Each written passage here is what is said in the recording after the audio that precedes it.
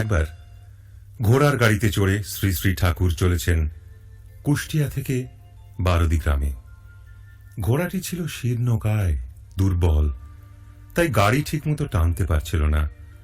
কচুয়ান যখনই ঘোড়াটির পিঠে সপাং সপাং করে চাবুক মারছে, প্রতিবারই গাড়ির মধ্যে বসে ঠাকুর বলে আর্তনাদ করে উঠছেন। সকলে অবাক হয়ে সব লক্ষ্য করছেন। ঠাকুর হঠাৎ গাড়ি থামিয়ে পথে নেমে পড়ে সকলকে বললেন, চলো আমরা পায়ে হেঁটেই যাব।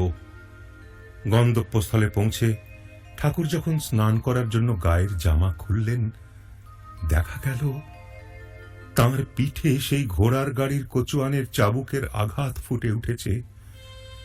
সবাই যখন জানতে চাইলেন এ কি করে সম্ভব, তার উত্তরে ঠাকুর বললেন, অপরের ব্যথা ঠিক নিজের ব্যথা বলে অনুভব করলে এমনই হয়। শ্রী শ্রী ঠাকুর বলেছেন, আমায় বিশ্বাস কর, আত্মাকে বিশ্বাস কর, ছুটে চলে আয়, তোদের সব জ্বালা যন্ত্রণা আমি নিজে হাতে মুছে দেব। দিশাহারা মানুষের সব প্রশ্নের সঠিক উত্তর ঠাকুরের অভয় বাণী।